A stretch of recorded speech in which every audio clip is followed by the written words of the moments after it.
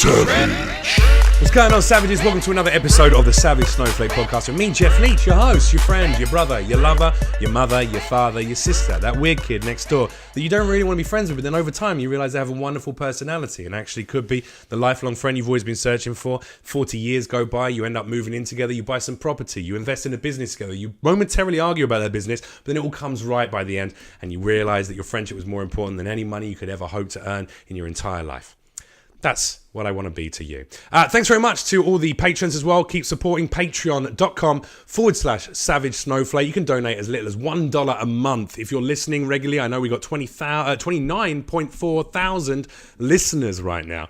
So I'm sure a few of you are listening regularly. I've seen the numbers racking up every single week. If you want to support this podcast, we could do with your support. It will help pay the bills, keep the lights on, and hopefully get a producer in here. Then I don't have to fuck around doing all these little buttons that I have to do normally. Also, thank you very much to our sponsors. Of course, we've got manscaped.com over here. Manscaped.com, the finest purveyors of trimmers for your body hair, for your downstairs areas, gentlemen. Ladies, I'm sure you can use it too to trim up that beautiful topiary you call your lovely pubic hair. Gentlemen, if you've got hairy balls, if you are trying to put those anywhere near a lady, you're losing, man. It's not going to happen. Do yourself a favor. Get the Lawnmower 2.0 from manscaped.com. It's got a SkinSafe Technology. It will never nick your nuts. Your balls will thank you. So will your fair maiden, and you'll end up enjoying your life an awful lot more. If you want to get 20% off all of their products, head to manscaped.com. Use code SAVAGE. 20% off at checkout using that code. You'll also get a free, beautiful, high-end leather travel bag to put all your stuff in. It's quite big as well. You can get all your other bits and bobs in there when you're traveling around the country.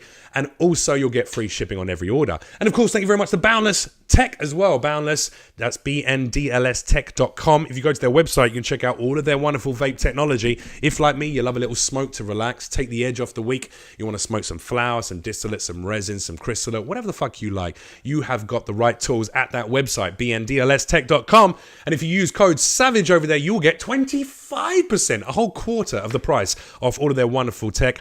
I use personally the Terra and the CF710. That's my favorite bits. The charge is ridiculous, lasts for hours and hours and hours. Very simple to clean. You can open up and remove every single part. It's so beautiful to use. These wonderful ceramic coils on it. It really works very well. Check them out, bndlstech.com. Okay, joining me today, you might have seen my guest on Jimmy Fallon. He's also been on Comedy Central. It's Mr. Dave Waite. How are you, brother? Hey, buddy. All right, now you're looking at me. Before it was weird. You were like looking at that camera. And I was like, boy, this is awkward. Plus, the intro is so smooth and so like, I want to get through that so I can do the interesting thing, which is talking to you. You're good at the ad reads, you Thanks, know? man. Terrible at the rest of it. Yeah? Well, reading the ads is the most important part of the whole show. It's 2 minutes of professionalism followed by 58 minutes of utter gibberish. That's how it goes. And you had those memorized. They were always the same ones, or you just sit there and you Same two sponsors at the moment. Yeah. All right. But, you know, hopefully more to come, Dave. Yeah. And you're just walking around the apartment talking about your balls in the mirror and stuff. I do that all day, every day. I've been practicing that speech. One day I'm going to fuck up and end up saying that at some kind of important, official event like a wedding or something. And go, thanks very much. We're here to celebrate the joining of Jodie and Stephen. But also, Stephen, if you want, smoother balls for the manscaped.com. What would you like to be sponsored by? If you could pick one product to sponsor you, what would it be? Oh, man, that's heavy, bro. Yeah, but I mean, come on, man. Look, it's an ideal world. Everyone's listening. They're going, oh, I wonder what Dave wants to be sponsored by. This is your chance. Who would it be? Go. I don't know. I love pretzels. I mean, if there was I like soft if there was a pretzel company that was like... That is so fucking beautifully specific. Are we talking like the old school, big, fresh, warm, straight out? Fresh, warm. Bit of mustard on a fucking... Yeah, or like some cheese or mustard or okay. Yeah, but the soft pretzel, yeah. I feel like you could do that. I feel like that's a very obtainable... Yeah, I mean, I'm surprised there's not like ones that like... They're mailing you all sorts of frozen food. I'm surprised they're not mailing you like a high-end quality frozen pretzel. I mean, the one thing, if you go... This is crazy. I'm just like, pretzels is like my jam. And this is actually why I brought you here today. And I find... It's like the one thing on a menu I really have a lot of follow-up questions. I also have a lot of follow-up questions about chicken tenders now, too. Oh, my God. But, like, when they say that, hey, like, we got pretzels, like, homemade or made here. I'm always like, but are they really? Because sometimes they're just the ones that you buy in the grocery store. Yeah. And I'm like, I don't want that. I want one that's made in advertising, isn't it, Dave? Yeah, because I don't want that. I want something that was made in a bakery. Because the really good bakery ones, like I'm from Cincinnati or Northern Kentucky, but it's right across the same area. And home of the homemade pretzel, I think. Well, no, it's a lot of German people settled there, so there's a lot of German bakeries. Of Nazism, okay. No.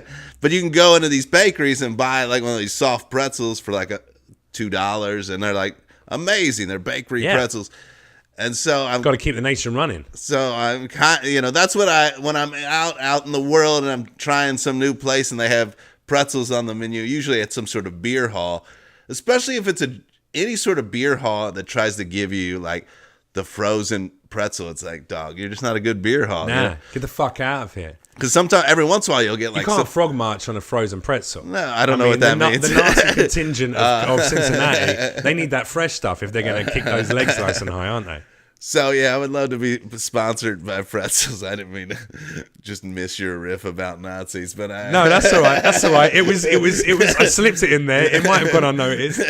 I am a fan of a pretzel, but a little bit like a bagel. It's a kind of treat that I'll only treat myself to once every few months. Yeah, because you're a lean guy. You're probably working out a lot. I am, but I still eat some shit. You do a lot of shirtless Instagram. Not anymore, man. I haven't done any. I actually deleted all of my all of my photos with my ass out staring out of a window, which were amusing. They were comical, but I removed all those. Did you get in a relationship or something? No, I just realized I look like a cunt. Yeah, I was like, this guy's trying to thirst trap, but ladies don't care. They're all making fun of him. Yeah, I mean, but here's the deal, though, as well. Bear in mind, like, I think, we got to utilize whatever skills we can to get people interested in our comedy and what we do. And one part of it is, I feel like, all right, I do have a lot of female and gay fans. Yeah. So I go like, here's a little man nip. Enjoy that. Drink that in. Yeah. But P.S. Here's a joke. And then I'm like, come on, Jeff. Did you ever read the comments of those photos? I would just see the picture and I'd be like, what's going on here? See, this is the problem. The humor that I used to put on there, those shirtless photos and stuff, the descriptions were always like piss takes of like inspirational Instagram models, So I'd always have a. But if a lady's got like her tits out in a picture and she's trying to write something funny underneath it, I ain't gonna read that funny thing either. Well, you're gonna be furiously masturbating, surely. No, at that point. I'm not gonna yank it to the gram. I'm not old fashioned. That's like yanking it to a catalog back in the day. Which was the best wanks I think I ever had. Yeah, because you had to imagine what the nipple looked like, and there'd be like that pointy bra. They don't make that pointy bra anymore. They don't. Not like they used to. Where are you from? The 1950s? They haven't made pointy bras for fucking decades and decades and decades. They always had that pointy bra in the Sears catalog or something. They have they had all the lacy. See, I don't know about Sears. Yeah, fair. But we used to get Argos. So Argos is like our Target or whatever, where you can buy something of everything, right? There's a bit of everything there, and it has a big catalog, and it literally goes from A to Z, and you go through there, and I'd always like get one, and then you get to like the L and get the lingerie. Or night clothes, and there'd be a couple of chicks in like some lacy trim bras, and then you take that into a toilet and then do something you don't even know you're doing with it. We were thinking about this the other day. I feel like pornography has got. You used to have to really invest in being a little perverted. Like the days of dial-up, it took fucking 25 minutes to print out one picture of Denise Richards in a see-through top that was wet because of the sea. Yeah, I mean, I'm probably a little bit older than you. I'm 40. 35, yeah. I'm 35. So when I was like in high school, you still had like, people had to have like a VHS of a porno, and then there'd be kind of an underground trading community of... Yeah, where you pass the one thing to each other. Yeah, somebody'd steal a porno mag from somebody's... Give me that one and I'll give you this one. Stepdads weren't as good as hiding porn as real dads, because they were just like, whatever, they're a stepdad. First porno I ever found was in a bush. There's always a porno in a bush. Yeah, I probably know why that... I don't find those anymore. I remember I got a good collection of porn, and then I had like a paper bag. I had like a couple different magazines and a tape. And then I got like really overwhelmed with like guilt that I was yanking it so much. And I was like, I need to get this evil out of my life. Wow. So that was like you trying to go cold turkey on the jerky. So I took it. I had it all in a paper bag, and I went down to the Ohio River, and then I chucked it into the river. Fucking hell, dude. This wasn't Jumanji. What the fuck is this? I was just like, get out of my life. And that way, then like a week later, I was just giving it, because also my jug of lotion was in there. And then like a week later, I'm giving it a dry jerk using my imagination. It was a real nightmare. Using the tears of regret. Yeah. I was like, boy, I should just. I romantically like the idea that bag of pornography paraphernalia got a little bit soggy, but then kind of washed up onto the bank, and like a young boy, like a group of young boys found it, and it was like a in a bush. Exactly. I feel like there must be like, or I always assume there might just be like pedophiles walking around parks, like national parks or local parks, just stuffing porno mags into like, do you know what I mean? Because there was always a few pages stuck together. Yeah. So someone had definitely jerked off into that magazine. Well, yeah, or somebody stole it from their uncle or something, and then they went out in the woods and cranked it real quick. Or some guy's got a really religious wife, boy, on the way home. I just really want to jerk off looking at, like a sexy young black girl fuck a giant guy, and then I just want to like, but then that was I can't very show specific. Well, yeah, because I mean, if you're a religious white guy who can't take pornography into his own home, that's what you're going to be jerking off. You're not going to be jerking off looking at, Maureen from next door. You're gonna want to see Destiny. Destiny, yeah. The thickest, lusciousest woman ever. And then you're going to go home and go back to that miserable life. But it's really, really interesting how we went from pretzels into pornography. I mean, sometimes those two things overlap quite nicely. Yeah. As I get older, I think I appreciate almost the scheduling of food and sex. Like I don't mind that. I like that. I kind of go, all right, well, every day before I have a shower, I generally jerk off. Like I just get rid of that. Let's get rid of that. You do a morning yank. Well, I mean, depends when I wash. Sometimes I wash a little later in the day. I might go to the gym in the morning, and then I come home. And then, I've been in the gym with loads of sweaty men all day, and then I'm like, all right, now I got to get that. I just feel like if I yanked it in the middle of the day, that would just kind of shut the whole day down. How furiously are you masturbating? Nah, I'd just be like, boy, I'm good. Well, I just kind of lose the motivation to go out, Well, I get the impression, because I've with interest. We've only actually ever met in person or hung out in person maybe once at your old house at the we met a couple other times, but that was the only time we really kicked it. Exactly, but I keep up with your Instagram content, which I'm very much a big fan of. I appreciate that, Jeff. Oh, dude, it's fucking hilarious. I mean, everyone will check it out. We'll plug all of the. It's Dave Waite Comedy, though, right? Dave Waite Comedy. Now, Waite. Yeah. And you do these wonderful like Q&As with your fans where people ask you questions. You used to do a thing in the Bro House, right? Was it called the Bro House? Bro House Mysteries. But now you're in the Dad House, right? Yeah, Dad Pad, sorry. And you would do these little. What the fuck is this light switch doing halfway up the wall? It was you got to see the house. It was just a real hodgepodge of everything. There was a weird ship's window in the living room that we never really understood. It was beautiful though. Yeah, it was a great time there. Yeah, it was like, but I mean, your content is beautiful because it was very like, I'm sure people watching this will go, all right, you're aesthetic. You're not trying to be overly flamboyant. You're like, I'm a real guy. I got a hat and a beard and a t-shirt. And I'm just doing my thing, man. I like a pretzel. I want a pretzel sponsorship. Other people might be like, I want a Cartier sponsorship or a Lamborghini. You're like, give me a fucking hot pretzel and an afternoon wank, and I'm set for the rest of the day. Well, not an afternoon, nighttime. Yeah, you're an afternoon. Yeah, whatever. Yeah, I mean, when I started making those videos, it was about just trying to figure out how iMovie worked, because it seemed really, I know iMovie's pretty easy, but I just wanted to learn how to do any editing. Yeah. So then I was like, well, I'll just start making these dumb videos. They're not dumb, man. They're very, very funny. You're being down on them, but I know you're doing that They're very self-deprecating. funny. I guess they're funny. I don't know. It's hard to, I'm not the best salesman of myself. You don't have to sell it. I'll tell you, they're very funny, and you have a huge audience who finds them very funny and always likes the videos, lots of comments. And I think that it's almost like, I don't know, it's almost some of the most, what's attractive to it for me, I can't talk for anyone else, but as an audience, is that it's very real. It's just very real. It's just a guy sitting in his living room on an armchair going, what the fuck is that up there? What even is that? Why is right. that? And then making a weird little video about it. Yeah. That ends up being very well written. I don't know. Do you actually write script for what you're doing? I just keep filming takes and see which ones I like. And then later on go through them and cut out. I mean, sometimes I have like a general idea of what I want to say, right. And then keep going, or like the premise. I haven't made any of those in a while because the dad pad isn't as mysterious as the bro house was. What does the dad pad offer that the bro house didn't? What's it got? What's its unique selling point? Well, that it's not falling apart. That's always a good look. and all the light switches are in the right spot. Well, maybe that's the upgrade. Maybe your content is now focused on, look at the lap of luxury I'm in right now. Check this. Look at this frying pan. Look at that. It's got almost all of the non-stick material still on the top. There's no fork scratches in it. Could be something like that. Could just be like celebrating the dad pad. Now we have like a new couch and we got a fire pit. Stop it. The fire pit is huge. That's the one thing really.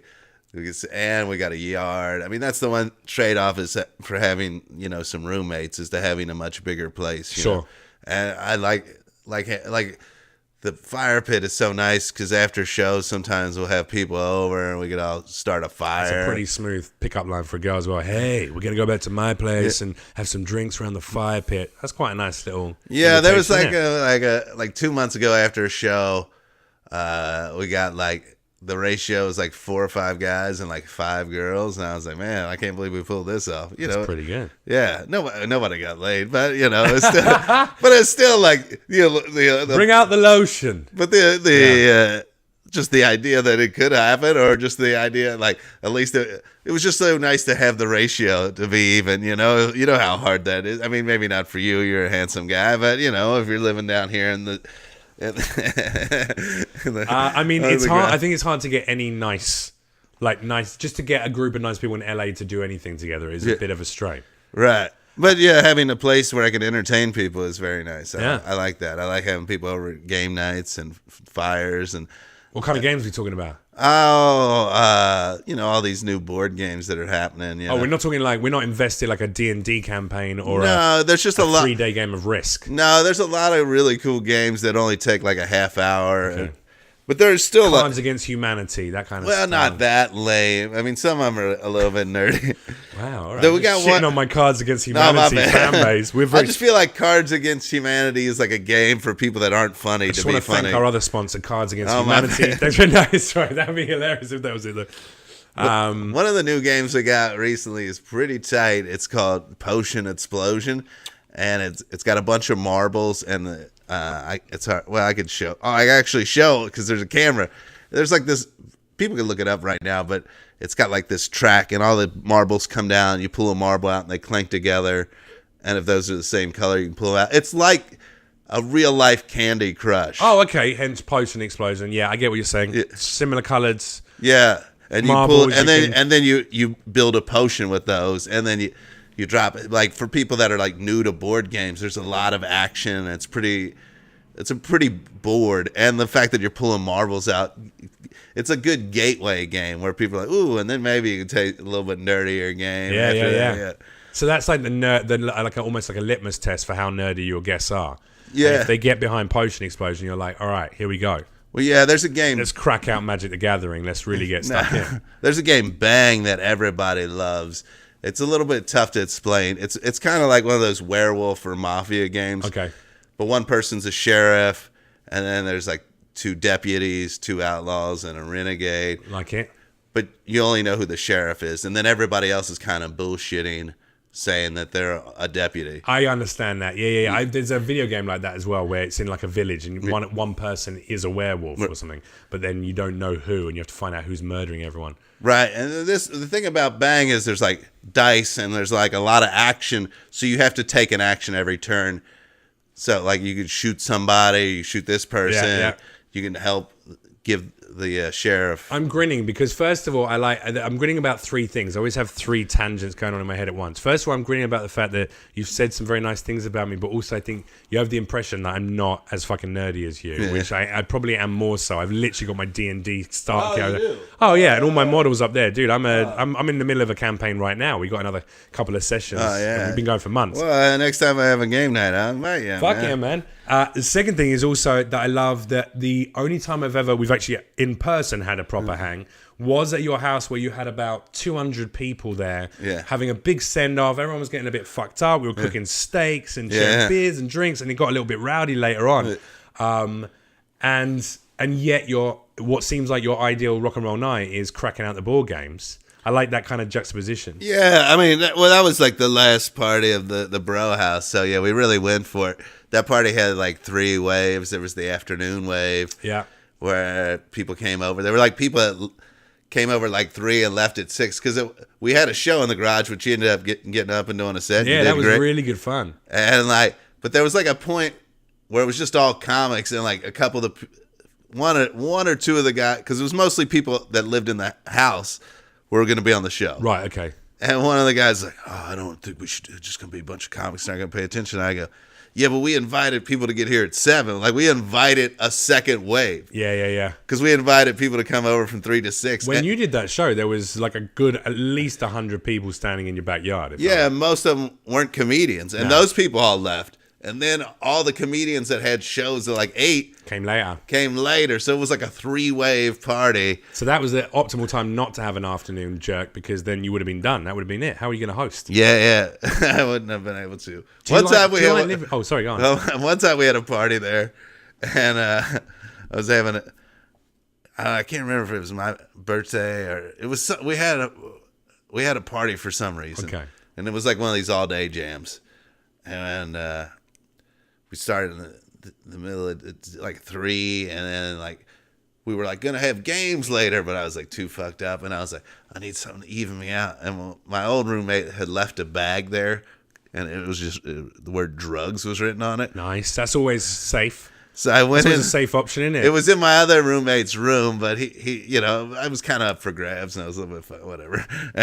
What were you looking at inside this bag? Well, I looked at this thing, and I was like, I think this is MDMA. Right. And then I took it, and then like I'm in the kitchen because I was like, I need something to get me up, and like I'm fucking, I'd love to see you on Molly. And I was just wanting something to like help me ride the wave because I was like really losing steam, and it was only like 9 o'clock. Yeah. And I'm like one of the co-hosts of the party, and I was like, I need a little pick me up, yeah. Yeah. So I was like, I'll do this. I need a nondescript small tincture of whatever the fuck it was this just is. like, capsule, and it had powder in it or something. And then I was like, I was in the kitchen, and all of a sudden I looked over a bag of chips, and it melted, and I was like, oh boy, this is an MDMA.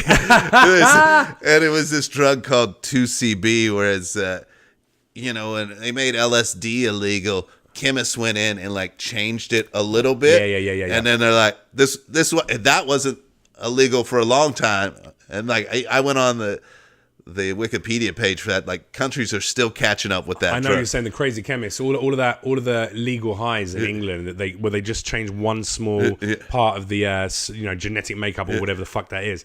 But then some of this shit was killing people. Like a lot of it was killing people. So so I was like, so I essentially took like LSD. Nice. And then I was like, I bet you were fucking zinged up after that, weren't you? And then I was like, I'm gonna go in my room. I just like, it's like 9:30. I'm in my bed, and my roommate Grant comes in. He's like, "You got to get up. People are out here." And I was like, "All right, dude, I'll go out in the garage." And then I was just out in the garage smoking cigarettes, like tripping balls, and then people would come out and say hi to me, and I was just like, "Do you want to make a potion?" And I was just like, "Oh boy, this is a bit much." Do you enjoy it? You enjoy being on LSD or acid? Or?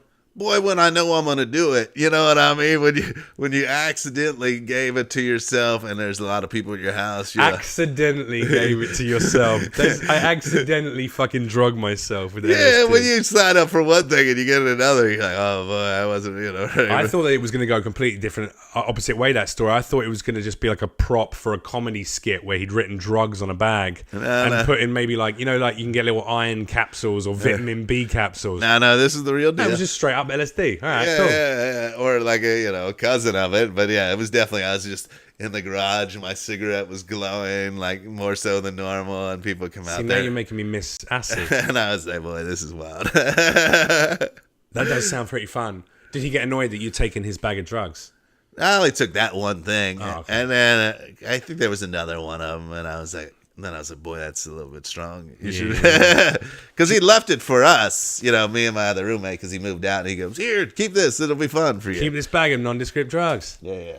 I don't feel like they make good acid anywhere anymore. I wouldn't know the first place to. Well, actually, that's a lie. I think once you've done those kind of drugs, you always know where you could potentially get them from. You can go to any hippie concert. I don't know if hippie concerts are a big deal in England. Oh, but, yeah, no, they are. Yeah, we have a lot of live music festivals and stuff. But like jam bands here. There you go. Anytime, like I remember. And the roadie will always be a guy with long hair called he'll be called River Moon or something. He'll be like, hey, what's up, man? You want some acid, dude? Hippies. That's where acid always is. Yeah, it's true, innit? Burners. A lot of burners, right? Yeah. Fuck yeah, man. Do you like living with comedians? Yeah, I do, for the most part, yeah. I mean, you moved from one house filled with comedians into a new house filled with comedians. Yeah, I mean, the bro house, when I moved in there initially, there was only one guy that was doing comedy at all, and the rest were normal people, normies or citizens. We are pretty abnormal. I like that. And then people started moving out, and I slowly started moving people I knew, and I kind of curated the vibe, and then. So you considered the Papa Bless of the dad house. Like the almighty Papa of the dad house. Well, the dad pad, yeah. I mean, dad pad, sorry. Yeah. I mean, I don't know. The Don of the dad pad. Maybe. Because now there's 4. I don't know if maybe. If you're the original and you curated all the other people who came into that, you effectively are like the head of that kind of crime organization. Yeah, maybe. Nice. See, that's something that's quite hard to give up. I feel like, that kind of having a little bit of this is my domain, and I can kind of curate the kind of people that are here, and that's a hard thing to give up. Well, the one thing is I always try to live with comedians that also do the road, so a lot of times people are gone, so I mean, when we live in that big house, a lot of times there'd be only 2 or 3 of us there. Yeah. So it's like, man, you gotta, and even the place I live now, like, one of the guys is gone, another guy's leaving tomorrow, and there's just gonna be 2 of us there, So perfect. Just like you can have a romantic weekend. Maybe cook a nice little dinner for each other. And then sometimes it's just you there, you know what I mean? Yeah. And you're like, you got a huge place to yourself, Do you did you ever have to eject someone from the dad pad or the bro house prior to that for being just a shit roommate? No, I mean, there was comics are notoriously dirty and gross. Right. No, there was nobody we had to get. I mean, there was one guy that he was only subletting from another guy, and he was always kind of late with the rent. But the sublet ended. I mean, if he would have stayed there through there, and it would have been a thing, we probably would have had to get rid of him. But the sublet It was Aziz Ansari, wasn't it? Aziz could have bought our house. Yeah, and yet he couldn't pay his rent on time. What's that about? Unbelievable. I feel like I could never live with people again. And I fear I'm dating a young lady at the moment, and she's a wonderful person. And whilst we're a long way away from moving in together or anything like that, of course, in my head, you start going, all right, could I live with someone again now that I've got used to having my shit exactly how I like it and in the way that I like it? You know what I mean? And I just don't think I could fucking do it. I don't want anyone in my fucking space apart from on my terms. I mean, I understand that. I mean, but I don't know. I don't want to be alone. Oh, bro.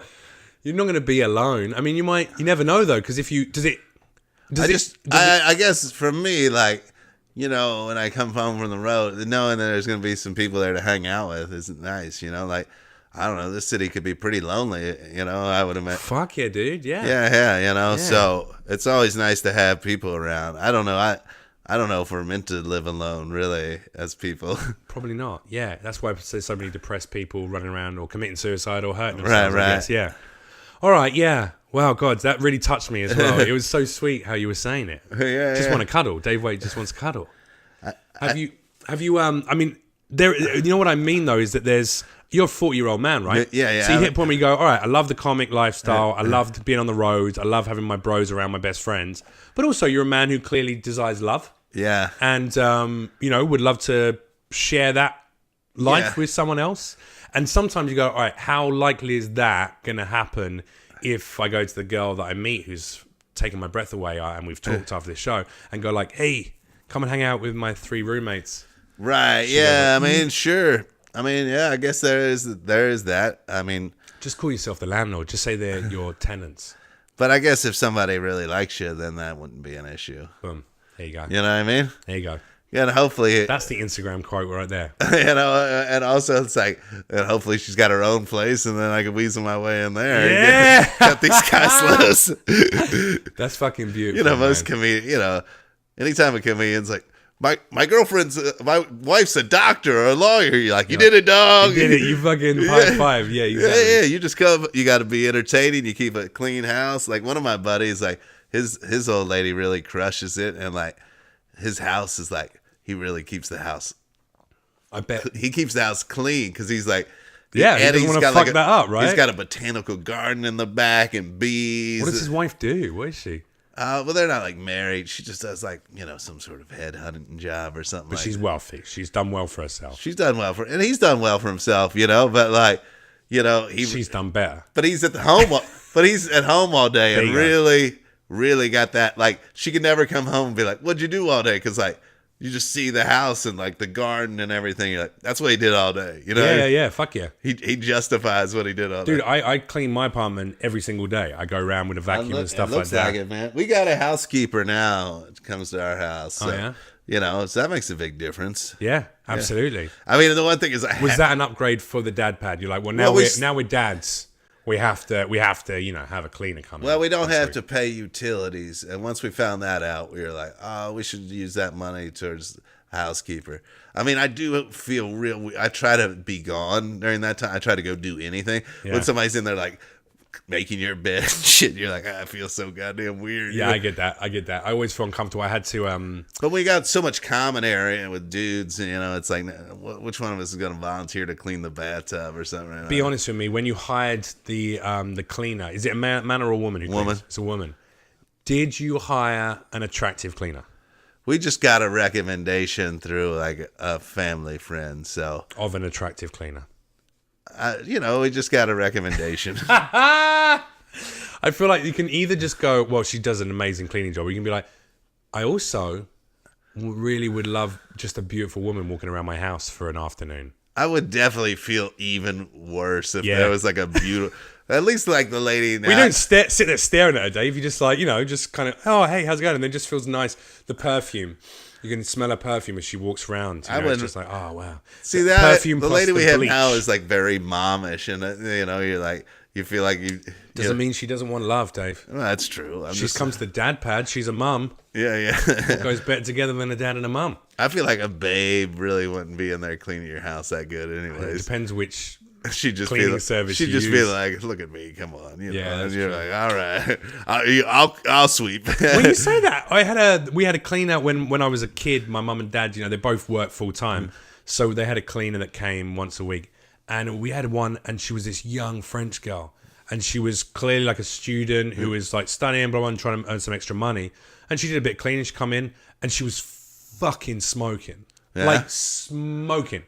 And I remember I was a little prepubescent boy, so I was just like, oh my God, she's fucking cool. Didn't really know what to do. Like, maybe had a little memory wank about her once every now and then. Memory wank. Yeah. Well, when you commit it to memory, you do that, right? You go to the supermarket, you pick out a few groceries, there's a gorgeous girl. They call it the spank bank here in America. Spank bank. That's one for the spank bank. Yeah, we got that as well. Wank bank, we say wank rather than spank. You get a wank in. Yeah, we get a wank in.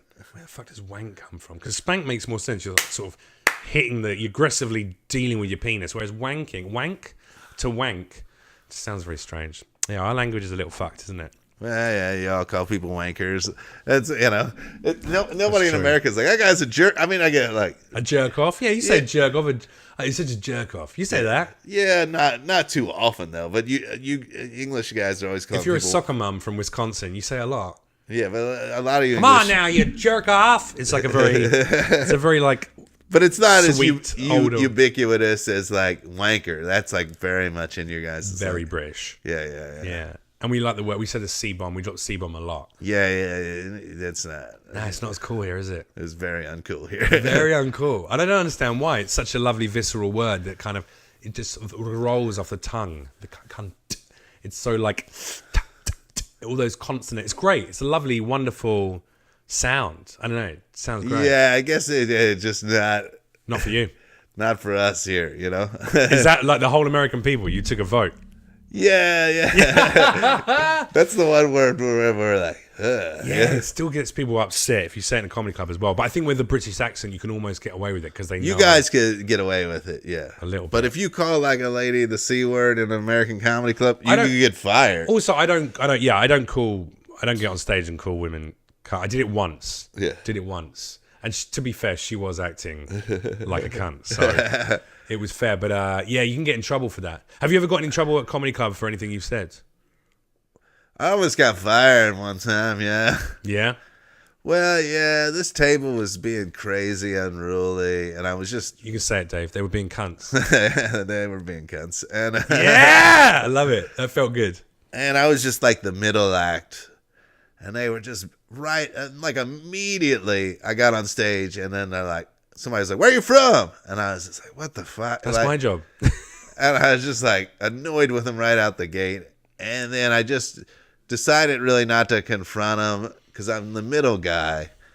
And they were huge table. It was like this big long table and the right by the stage, like 8 of them. So I just positioned my body where I did my act over here. Nice. It was like a big 300 seat room. And then I would kind of walk over here and do my act over there. Yeah. Kind of passive aggressively, but really not trying to engage them. And then they gave me, and the people are like, they just talked the whole time. But I just didn't know what to do. This is like probably 8 or 9 years ago. So I wasn't as good of a comedian as I am now. Sure, you're always you're getting more better. Fledgling and you're like. And I probably had I was probably a little bit more hot headed back then. Yeah. And then they give me the light. And then I once I got the light, I go, hey, I just want to let you guys know, you guys have been assholes the whole time I've been up here. And I just want you to know that you're ruining the show. And then I did like one more joke but I was like. And you got fired for that? I did not get fired for that, but I was like, I didn't get fired, but I almost got fired. So the next day, this is in Minneapolis. I'm at the Mall of America. I'm there with my girlfriend. She had come in, hung out. Yeah. And we were walking around the mall, and then somebody from Minneapolis called me and was like, hey, did you get fired? Because they just offered so-and-so the rest of the weekend. And I go, what? So then I had to like call around and found out that maybe I had been fired. And then like this guy that owns a record label, Stand Up Records, he's in Minneapolis, and I was on his record label at the time. So he personally like called the club owner and got me reinstated because I was like there for like and my girlfriend was there. It was going to be super awkward. Yeah.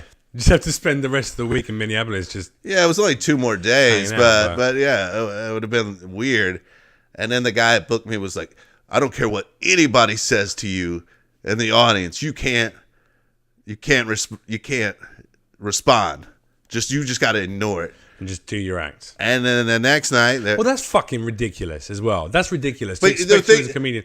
But I understand... The thing that really bothered me is this club had no security. The manager was a waitress. She was like a waitress and the manager. So she was like waiting tables. Sure.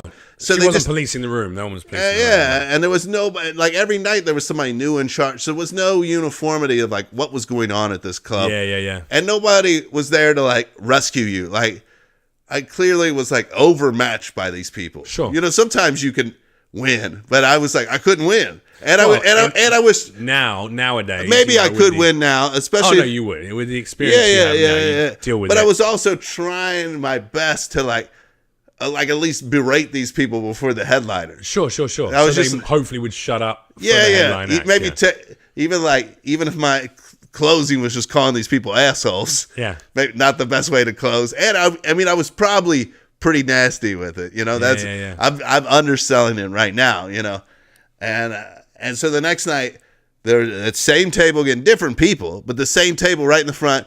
It's just a wild like group of women, and they're like yelling shit, and I'm like, I'm like crazy locked in, like just like I'm just pretending like none of it's happened. It seems I'm sure if somebody's in the audience is probably like, this is weird, you know? Like, he's not. Why is he not referencing this? Yeah, like just going past me, and then the headliner gets up on stage, and these people are like giving him a bunch of shit, and he flips out on them. And then during his set, he's like, I'm probably going to get fired. So then I was like, did this guy, was he behind me almost getting fired? Because, like, why would you ever think, like, in a million years, I would never think I'm going to get fired. And now he's referencing it on stage, you know?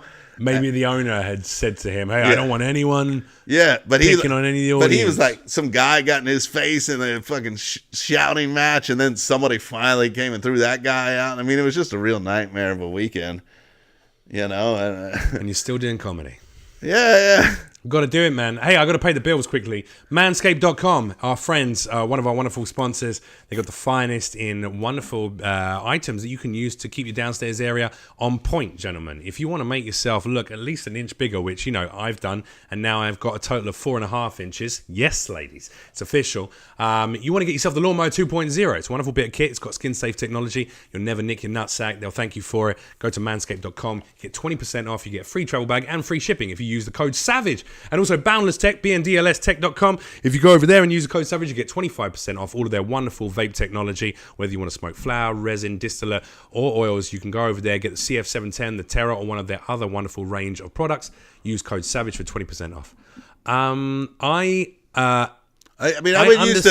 I used to like, if people were like really I would sabotage the whole show because I would be so angry. Yeah. And now I've got a lot better at letting people, give them enough rope to hang themselves and really let them kind of play themselves out. And like, I'm not happy. I just don't understand people being mean or trying to fuck with your shit, because you're the kind of comic when I see on stage, you're so, like, you're kind. You're a very kind guy. You're very sweet. You don't get me wrong. You're witty and you're sharp and you can be acerbic when you need to be in your material. But you're not a confrontational comedian. Right. That's probably what I have a tendency to, when I snap, it's like, because I'm like, why are you being, like, why? I'm nice. Yeah. So, and now I'm going to wait in the car park and put 3 holes in the back of your head. Well, that, but I'm like, I'm going to burn this show down. Yeah. I mean, I've really gotten away from that over the years, but there was a time where I'd be like, well, fuck this and fuck you. And then fuck all you all for not being on my side. Yeah. That's what would really hurt me more. That's the folly of youth in the industry. Though. Right. I've done that plenty of times. I mean, even as far as I know that there's 2 comedy clubs out here in the States that I've been recommended to by numerous people, and they won't even respond to an email from me because they heard on the circuit, oh, Jeff Leach had a fight. The comedy set, he had a fight. And what happened is a guy was constantly at his whole table ruining the show for every comic. Multiple people referenced it. They only had one security on that night, so he was upstairs making sure the people who are coming in are being checked. Right. So no one was policing the room. And they were asked to be quiet twice on the comic before me. So when I went up and they started talking immediately off the bat, I was like, hey, what's going on? What are you talking about? And I just referenced it because we kind of are allowed to do that at that venue. But my mistake was being nasty. Like, I think there's a difference. If someone's talking, I think as a comic, you 100% have the responsibility to shut that down, because otherwise it ruins it for the rest of the audience. Like you say, people will look and just go, why is he not dealing with this? Because it's clearly ruining his set and our appreciation. But that night I did the same. I did the cardinal sin. I called him a bunch. I told him they were a cunt. The woman was mouthing off and she was hammered. And she went, oh my God, why don't you just do your thing and we'll do our thing? Oh yeah, that's how I had that fucking and I said, trigger. I went, and everyone was like, ooh, in the audience. And I went, madam, I'm trying to do my thing. Unfortunately, you keep interrupting my thing because you're a self-absorbed cunt. And then her boyfriend jumped up, or fiance, whatever, and was like, what the fuck you saying, man? What the fuck you saying? I said, sir, please sit down, relax. We're not going to have a fight. This is, there's a battle of words. I said, and if it makes you feel better, I'm not a misogynist in any way, shape, or form. I'm an ardent feminist, and I think you're equally a cunt too. And then the audience laughed, and then they were removed from the venue, and the guy was like, I'll see you outside, motherfucker, I'll see you outside. And I was like, okay, you'll be waiting a while. I've got something to do for the next 15 minutes. And then carried on, did my set, made the audience all have a good time. It was great. Yeah. But when I left the venue, I got sucker punched. The guy was waiting outside around the corner of the entrance. So as soon as I walked out the door, he just fucking smashed me in the side of the head. Yeah. And he should have knocked me the fuck out, and he didn't. And then I ended up opening his head up. And that's the story that got around. So it wasn't like Leach. But you have to take responsibility for that element. And that was a lesson I learned, which is, it doesn't matter how mean and nasty an audience member's been to me, you should make them look and feel insignificant and pathetic and ridiculous, but without ever calling them, you're a fucking piece of shit or you're an arsehole. Because as soon as you do that, you lose the power in that position, you know? But it's a hard lesson to learn. You got to make that mistake once, and hopefully, Yeah. it doesn't affect too much work. I try to like really mediate, even when those people are in the wrong, because so many times the audience just isn't on your side, even though you think they are. Sometimes they are, but boy, there's been times where the audience just left me hung out to dry, and I'm like, boy, you're gonna take this guy's side? He's being an asshole. He's literally ruining the thing that you pay money to do. But the audience thinks that you're supposed to be able to destroy these hecklers, and sometimes you're like, I don't have it in me to do. This wasn't what I planned to do at all. I came in to tell jokes for 15 minutes. Yeah. And this guy is really, I mean, especially on the road, like headlining for 45 minutes and 50 minutes. You're like, oh, no, I got to deal with this guy. I don't want to deal with this guy. And the reality is the comedy club should just throw those people out. Yeah. But they're like, they're drinking. You're like, exactly. But I'm like, that's worth $50 to me, that guy. Yeah. But they're ruining the time for all these other people that hire babysitters. And those people won't come back to the comedy club because they'll go, oh, they didn't even get rid of this guy. What a shit. Yeah, and they were talking the whole time. And the thing I got upset recently, and luckily we handled it outside because I was on tour. My friend has this show called Stand Up Science. Okay. My buddy Shane Moss. And it's a really cool show where he does like 20 minutes. He has an academic come out, professor. And then I was doing 15 to 20 and another academic. And then we did like 30 minutes. And the academics are what? Teaching you about science? Yeah, but they would do like a TED Talk, like kind of just distilled like science presentation. Okay. But comical? No. Oh, wow. Like straight up, like, let's learn. Yeah. Okay. If they say anything kind of funny, the audience gives them the benefit of the doubt. But it's not, they're not up there trying to do comedy. They're trying to teach the audience something. They're no Bill Nighy's. They're not. No, I mean, some of them are really good. It just really depended, Neil deGrasse Tyson, right? Right, but some of them were had been on NPR, so some of them were really savvy, and all of them were pretty good in terms of they're used to presenting to people. Okay, sure. And the show was marketed to people. The majority, almost every show, everybody's there because they came there on purpose. They love a bit of science. Yeah, and stand up, and it was really easy to follow the scientists. I'll be honest, I was really crushing, but. Up against those guys, fucking dry. But in Evansville, we were there in Evansville, Indiana, and I saw the guy come in. And he was with the door guy, like, I got to pay $22 for this, and his friends were already in there. So you already knew they weren't there for that show. And the door guy was trying to be like, hey, you know what? This is.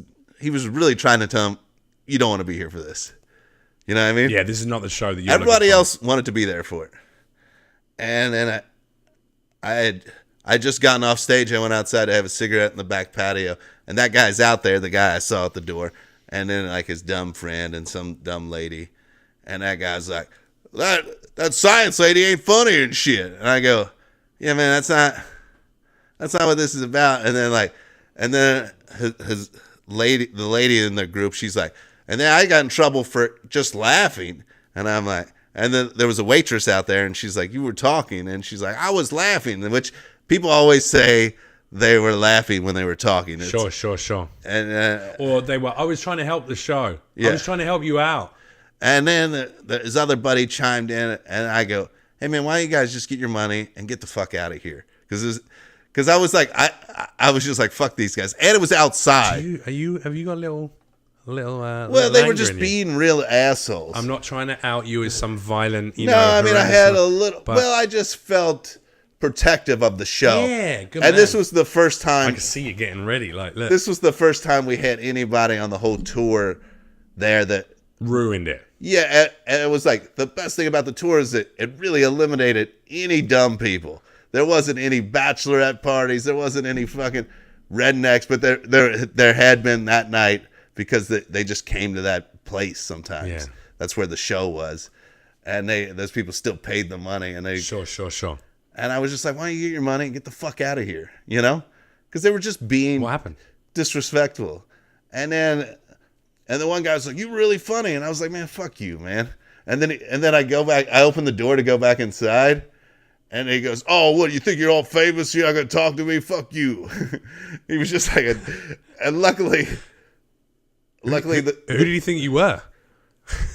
I don't know. You're like, I'm doing all right, but I'm not like, I don't have. I'm not famous. I don't at have all. like huge movies or anything. What the fuck? You think I'm better than you? No, I just think you're a fucking arsehole. He just thought I was being better than him, and I was trying to be. You were better than him. That was the problem. And then luckily, when I was walking back in, the door guy was coming back out there because I think the waitress had tipped him off that these people were being assholes, and the lady that helped set up the show was coming, and I was like, give them their money and get them the fuck out of here. And they took care of it. And those people didn't come back because there was a way out through the patio. So those people didn't come back in. So the show was better for it. Yeah. And that'd been a long time since, but I didn't snap on stage. I just was outside having a cigarette and these people were just being assholes. Yeah. And just maybe didn't realize I was there until I made my presence known. Yeah. And I was like, then they tried to ingratiate themselves with you, but like, he was funny, you were funny, man. You were funny, like, yeah. Fuck off, that's not going to make me like you. Yeah. You could always just leave. You just leave, I think if you go to, there should be like a card system. A little card system, that could work. So if you go to a show and if you're ruining the show in any way, shape or form, then you're given like a little yellow card. It's just like, that's your yellow card. Next one, there's no conversation. Right. And then you're fucking done. Yeah. Yeah, and you could have like a sort of Italian commentator just come out and then everyone like throws their hands up. They do a little Mexican wave as you throw them out. You sing a song. Hey, yeah, you're going home, something like that. Yeah, Make it like bring a little bit of British soccer into proceedings. Why not? But like in England, is the comedy much more confrontational? Or people always like heckling? That's Depends what you do. When I was doing the perception roads, in America is that they were just like all this heckling in England. In England, yeah. People in England, I don't know. I've experienced as much. Here's what I find. When I was newer, I was experiencing as much heckling in America as I would in England. Yeah. In actual fact, in LA. More so than New York, I think, because LA people are infinitely more full of themselves. Yeah. So there's a lot more people just, and they're not even going to heckle. They'll just have a full conversation during the show. Yeah, the full conversation is the worst. I'm like, go to the bar and have a conversation. But that's what I do now. But also, I think there's a big difference. I was always very confrontational back. So if someone was ruining the show, I would never shy away from telling them to shut the fuck up in no uncertain terms. I'd be funny with it, hopefully, but I would also be very... And because I'm a big guy, I can get away with going like, my threat's real. Shut the fuck up and leave. Right. Like, I'm not going to do anything and get the fuck out. And they'd be like, okay, well, he means business. But I have... I think the difference is when you have dealt with hecklers enough and when you've got those kind of... Yeah. It's a completely different set of abilities than what we do as stand-ups. Right. But it's the kind of skills that I think every great stand-up should eventually hone is being able to do crowd work. You should be able to go on stage and do fucking 15 minutes without any prepared material. You should be able to talk to audience members, make them laugh, be able to riff and blah, blah, blah. Right. You should be able to do a very solid 15 to 45 minute set of just your material. You should also be able to, when someone is ruining the show... be able to find a way that keeps you ingratiated with the audience by being upbeat and positive, but then also pointing out, but you're kind of being a little fucking mean. Yeah, There's no need for that. And I guess that comes from a place of insecurity. Let's get into that. And then that's the best way. That's how I do it now. Or I make them feel incredibly bad about what they're doing and find a way to get them to be human again. Yeah. And my favorite one for that is...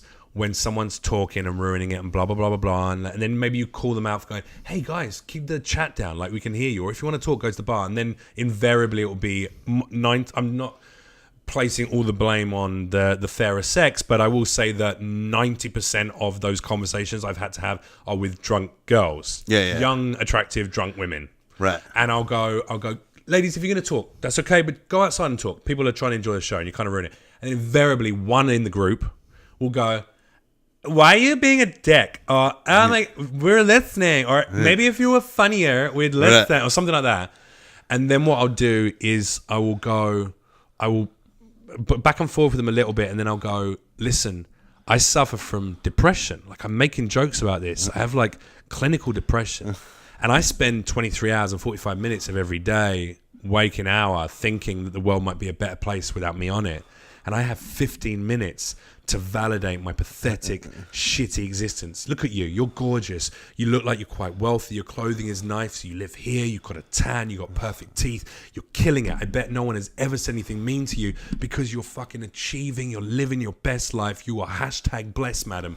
But I feel like I should be dead at every minute of the day. And I have 15 minutes to put this minuscule modicum of talent I think I have out into the world to try and take other people away from their miserable day-to-day fucking begrudging feelings just to validate my shitty existence, and you're fucking that up for me. I'm just saying, tonight could be the night that I do it, and that's on you now. Boy, that's heavy. Dude,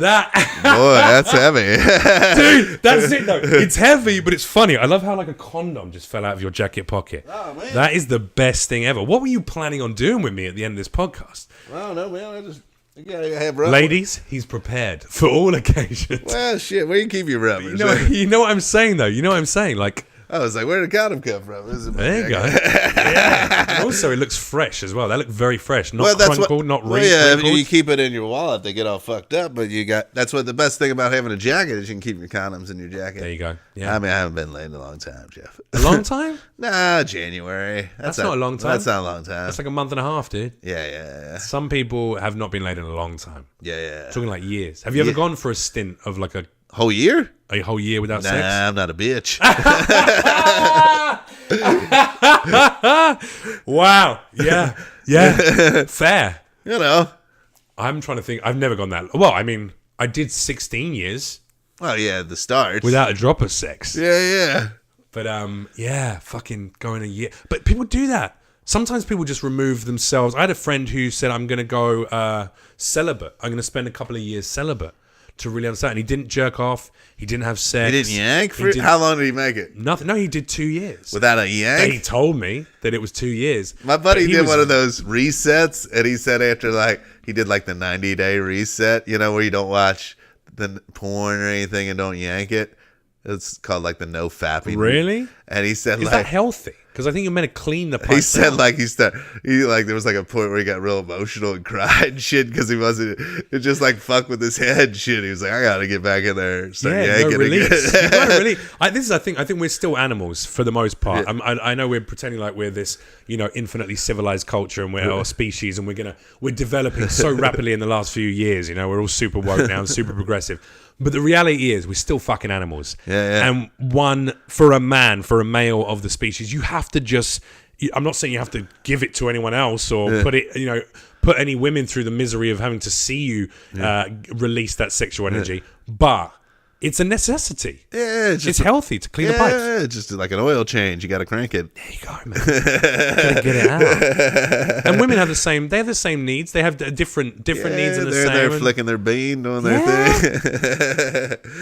Modern day dildos and vibrators terrify me because I always thought, I don't mind mixing up if a girl wants to. Hey, why don't we use a little toy whilst we're? Yeah, you can't really compete with that. But you can't compete with a fucking rotating rabbit. But they still like to be held and shit, ladies. Dildo ain't gonna hold them. I mean, one day there might be a giant dildo. One day we got sex robots right now. It's only a matter of time until they cuddle. Cuddling, engaged. Yeah, exactly. Is this too tight for you, Susan? I think I don't know why it would have Stephen Hawking's voice. You said you liked an intelligent man. I am listening. I am listening. Tell me, what did he do? Boy. Yeah, we would never survive it. This is how lonely the world is now, Dave. There's an app for cuddling. There's an app so you can pay someone to come to your home and just lay on the floor and cuddle you and talk to you. You just lay down and you cuddle and you talk. Would you ever pay money to do that? Nah, man, I'd rather just pay to bone. Fair. But that's a different need. That's a different need, dude. Yeah. Because you know what? If you go and pay a lady to have sex with you, a woman of disrepute, she's not going to want to cuddle you afterwards. No, she would get the fuck out of there. Unless you're paying thousands for the girlfriend experience. And who's got money for that? You know what I mean? Yeah. Kevin Hart has that money. Yeah. I don't have that money. NBA players, sports players. Yeah, exactly. I heard from somebody a lot of sports players that have sex with high-end call girls because the high-end call girls aren't trying to get pregnant. They know the score, and they're not trying to get knocked up. I like that. And they're there to like. Also, why would you ever fuck a chick without a condom? Right. That you're paying money to have sex with. Right. Yeah. But like, they're like women out there that are trying to get your baby and like poking holes through the condom. Yeah, or taking the condom with them and then dripping that jizz in there later. Oh my god. Dripping that jizz in there later. Fucking hell, like turkey basting. Is that really a thing that happens? I don't know if that's an urban legend or not. It seems like a bit much. If you're famous enough, I mean, and someone is desperate enough to get a paycheck. Yeah, I mean, you just dribble in there, and then.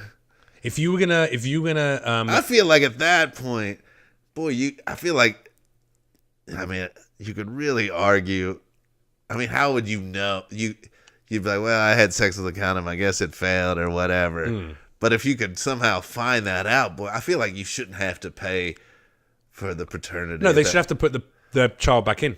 Well, they should put it back. back it goes. It's like a returns policy. I didn't pay for this. I didn't pay for this. I didn't want this. Yeah. In fact, technically, under the paperwork that we were provided, this should never have been a possibility. Yeah. And it goes, whoop, mommy, no. Well, maybe like Trojan should pay the cost or something like that. There you go. What would you if you were going to pay? Because I mean, I don't know about your financial situation. I still live a little bit month to month now. Yeah. Since I moved to America, I was probably had more money in England when I was on TV, but I mean, I'm not above ensnaring, like a really successful woman.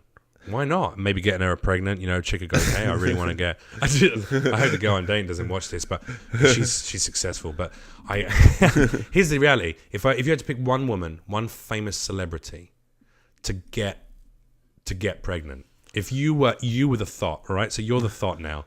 You're out there, you're working the roads, okay? You've been doing the shows, but you're getting tired, Dave. You're hitting those points, the drug bag is looking a bit empty. The dad pad has got a leak, and you're like, we got to make some money. Dave, out you go, say the boys. You got to go out there. You got to get one of these chicks who really loves the poison game, the poison goblet game. What's it called? Potion explosion. Potion explosion game. You got to take your potion explosion and send it out there to the world. Who's the woman that you want in? Who do you think would be the woman you'd want to be the mother of your child that you could just like a famous lady? I mean, it's got to be because you want the money. You're thinking purely from a financial point of view. But you're a clever guy. You're gonna go, well, I want to make sure she's really incredible. Who's the woman that you get knocked up? Well, that's a real tough one, ain't it? God damn. It really is, yeah. Yeah. Because I certainly don't view women like that. I don't view them as like as a paycheck or a blah, blah, blah, even though I feel like I've been treated that way by at least a large number of women that I've spent time with. Also, like a woman that's successful, well, you're going to have to take care of that kid a lot because I know there's no way I'll be able to justify it. Listen, you're looking for a sugar mama. You're going in balls deep, literally and metaphorically.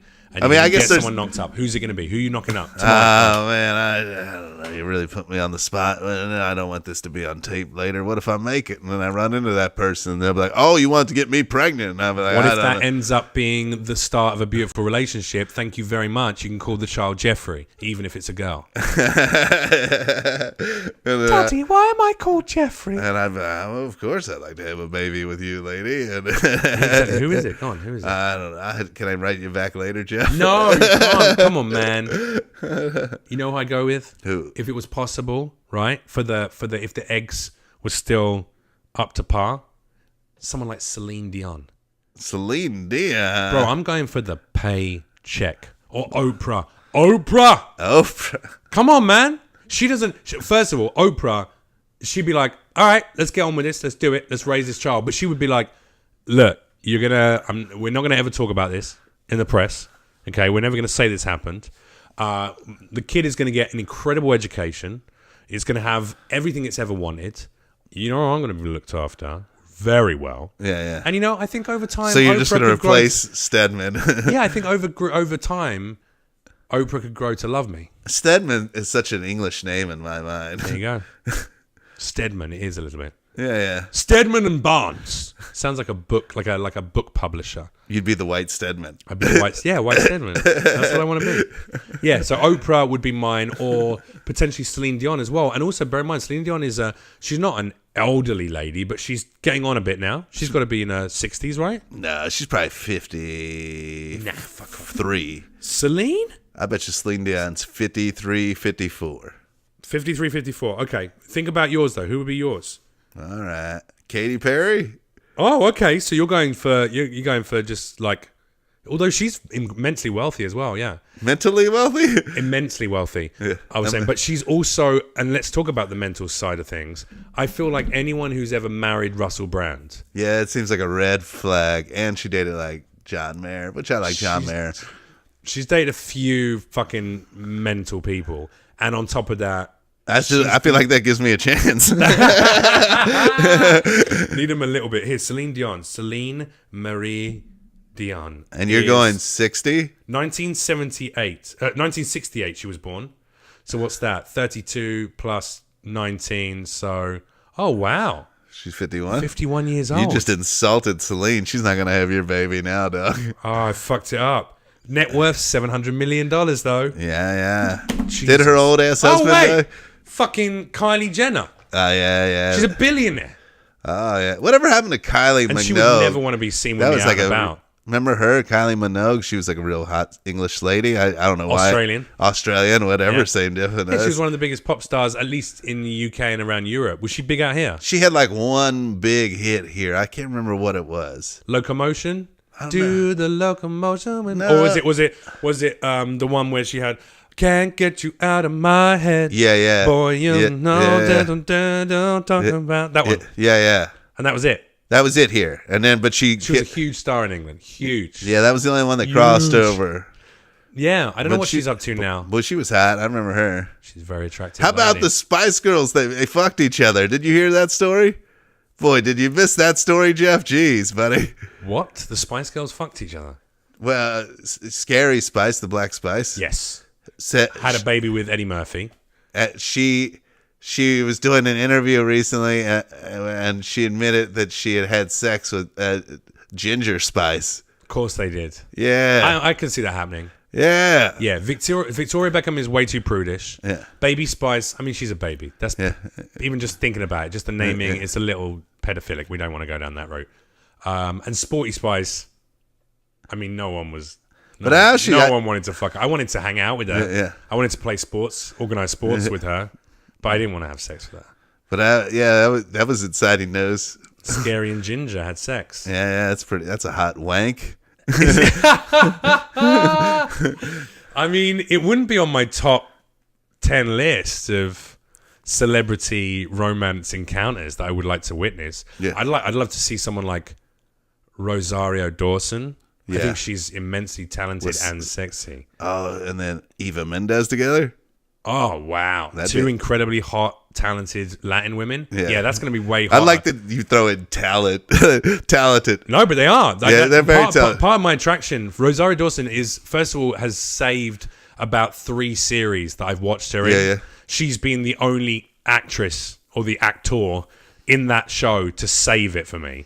So I do respect her talent, but then also she's pretty progressive and she's very proactive. Yeah. She's a bit of an activist, which is hot, but also sometimes could get tiring. I feel like. You know? I like how we're adding all this extra stuff about their accomplishments, so it doesn't seem like we're just gross pigs. They're so Don't point it out, accomplished. David. Oh, no, what are we doing? They're so accomplished, and I love their politics, and I would mean, like to see their having box. read a lot of her work and studied her, her social activism, it's really drawn me to the conclusion that she would be an incredible fuck, and that's the highbrow. I mean, but also, she is sexy. Like, she's very sexy and very feminine and strong. And Latin women, man, fucking wow. All right. Yeah, her and Eva Mendes. Yeah. Whereas I feel like Scary Spice, she's got a like northern accent like that. I'm Scary Spice. I'm really, and she's fucking loud, and she looks like she'd smell a little funny. She looks like the kind of chick who doesn't wear like deodorant. She kind of goes, nah, it's not for me. You know what I mean? And her and Ginger Spice. Well, Ginger was always my favorite. She was a mess, though. Come on, the two of them. Can you imagine them finger banging each other? That's not hot. I don't know. I guess you grew up with that accent. I think it'd be fun. There you go. See, yeah. That's like me hearing someone from Arkansas and someone from Alabama, Like a southern girl. Well, I just mean more just like, Hey, just more like, Jeff, how hey you man, I'm gonna, oh me and you know, me and Ginger Spice, we used to just really get in there, fisting right up to the forearm, you know. That's not hot, but for you, those accents are a little bit ensnaring. Yeah, it's exotic to me. Wow, there we go. All right, so that's what you'd like to get. Well, I tell you what, Mel B, Scary Spice, literally came out here, got with Eddie Murphy. It was such a secretive little relationship. Got knocked up by him, and then he was like, "Get the fuck out of my home, you're dumb." But she's got the paychecks still coming through, so she literally did it. So maybe you could do it to her, and that could be like the perfect circle of. It's like an episode of Maury. Eddie pays her, then she just cuts me half of that Eddie check. Boom, and you know that's going to be worth it. Yeah, totally.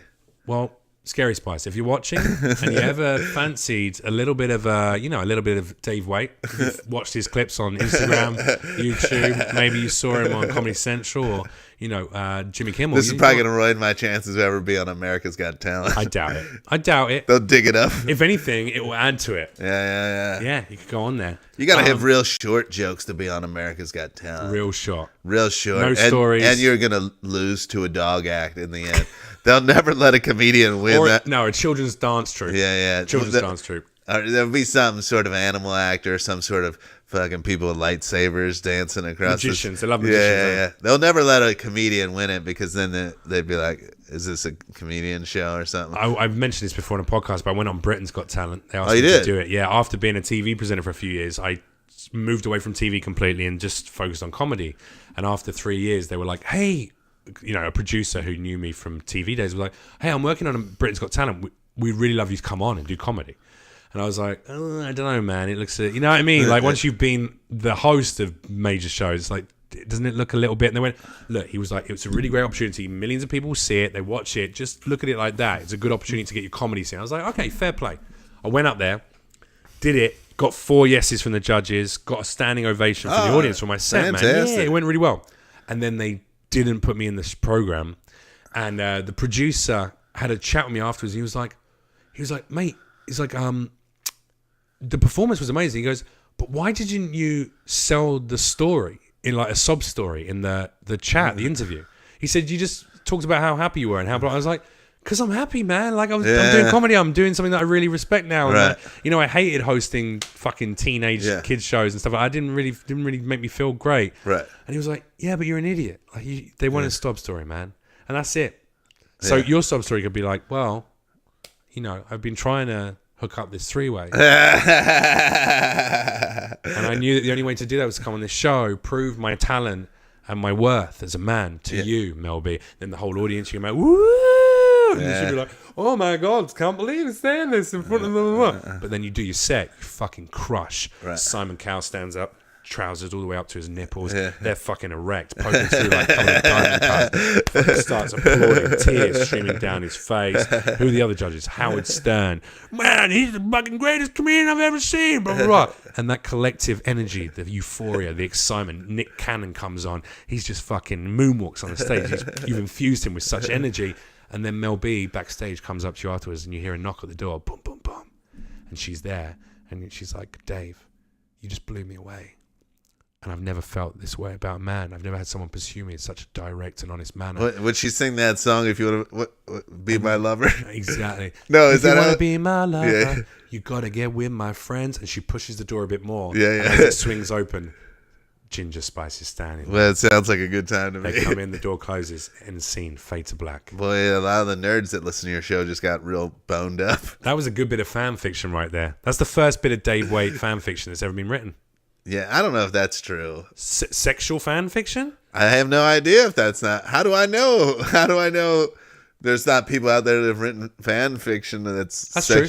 That's true. They've never published it on some kind of media format yet. How long have we been talking for? Oh no, we're gonna stop now. Oh yeah, right. I was now? bringing this to a nice little conclusion. All right. I wasn't trying to end it. I just didn't know if we had time for one more story. We have time for one more story. Yeah, you got another story for me? So I used to have a podcast. Nobody listened to it, but it was me and my buddy Shane. And What was it called? The Riff Board. And Okay. And we lived together, and he would notice that I said a lot of funny things around the house, and he'd be like, you should put that in your eye. And I was like, just something dumb I said. So he just kept a pad of these things. Nice. And then we would sit out and then we would riff on these things that I said were funny. And, we had a very limited fan base. But one time, one of my friends was in Nebraska, of all places. Right. And he sends me a picture with this pretty girl. I go, who's that girl? You hooking up tonight or whatever, on the road? He goes, no, she's a fan of your podcast. And I go, oh, what? I go, what's her name? He goes, I didn't get it. What? I was like, oh, my wife out there, the perfect one. Because the podcast was mostly about queefs and boners. And it was the dumbest. And uncles. We talked a lot about uncles and dads. It was maybe the dumbest podcast. Perfect pairing. Uncles, dads, queefs, and boners. I think yeah. That's a great name and for the a Red fact Hot that Chili a Peppers woman album. listened to this podcast and liked it and mentioned it to him.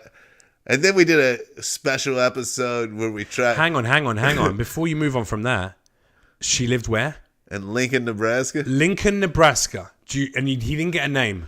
And we did, but here's the thing: we did a follow-up episode where we talked about this, and we're like, email in, and she never emailed in, and so she just it wasn't meant to be. But she was just What's that called? Misconnections or one of misconnections. those? But she might have written some fan fiction about me or something like that. She's out there somewhere, man. She is In Lincoln, Nebraska, hunched over a typewriter. Typewriter. Yeah, man. How old do you think this lady was? Click, clack, click. I found a bag of porn floating down the river. And it made me think of you, Dad. Oh, dude. Oh, well, she's out there somewhere. Well, maybe there's a different listener to your podcast. If I find out that by your appearance on this podcast, we've managed to hook you up with the love of your life, you have to do me a favor, and you have to promise me now. I'll buy those ball shavers. No, I'll buy it. I'll put the offer code in there. There you go, and get 20% off and a free travel bag, and also free shipping on all orders. Code SAVAGE at manscaped.com. Or this is what I was going to say. I got ordained recently with the Universal Life Church, so I could marry my two friends, Jimmy and Beck, and we did a nice little ceremony up in the woods here in one of the parks. You have to promise me, if we find the love of your life through this podcast, and she reaches out and you end up going on a date, it goes well, get together, spend some time together. If you ever get married, I get to marry you. All right. People think it's proper because you're English. They won't ask any questions. There you go. Well, I mean, it is also, by the way, it's legally official. Yeah, but they'll think I'm officially ordained. I'm a reverend. They'll hear that accent and they'll be like, "Oh, he went all out." Dearly beloved, we're gathered here today. I've got the dog collar and everything. Yeah. All right, let's make it happen. Now, guys, if you do fall madly in love with Dave, as I have done over the course of watching him on stage and also watching him on his Instagram and across all of his content, do me a favor, make sure you give this man a follow. Go and check him out live as well. Now, if you want to check out the website, it is Dave Waite Comedy. There you go. It's so easy. I love a professional comedian who actually has the same thing for everything. Yeah, I try to do it all. I had my name DaveWaite.com years ago, and I had like the credit card lapse, and I didn't realize it, Yeah. And then by the time I got around, I was like, oh shit, my website lapsed. And then someone else has got it. Someone else got it, and then they wanted a fortune for it. And so then I was just like, fuck it. DaveWaiteComedy.com. If you want to check out all of the live dates, he tours all over the country, always doing spots every single weekend and throughout the week. And on top of that, this is a personal request as well.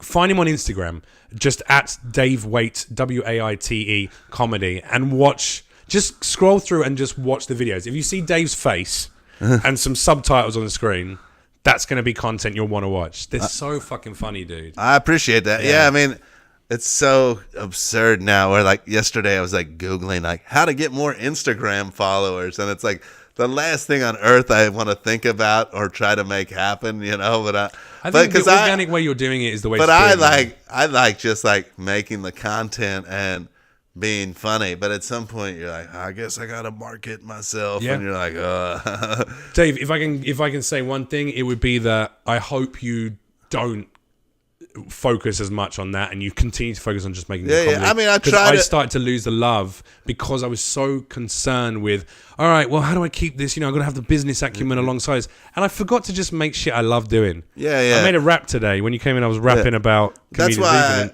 I keep doing it because it's something fun to do. And then I started going to art museums. I don't know if you've seen those where I go to art museums and kind of make fun of the paintings. And I really like those because I really like because fuck artists. Well, I'm not fuck artists. I just would like to demystify art. I feel like art should be for everybody. Sure. And there's such a high level, such a high cost where you go and you're like, I don't know. Yes. And like there's like such a pretense, and you're like, if we could just sometime knock that pretense down, that art is for everybody, and like even if you don't understand it, maybe it moves you. Also, it's all right to not like it. It's all right. It's subjective. So and so much of the art that we get is subjected to what rich people's tastes are because they fund so much of art in America. Sure. So they're really the tastemakers. So you're like, you go to this art museum and you're like, you see some rich asshole's name on there, and you're like, well, and they're like, this is from their collection, and you're like, is this even good art, or is this what an art dealer told them was good art, and they just bought it? Like,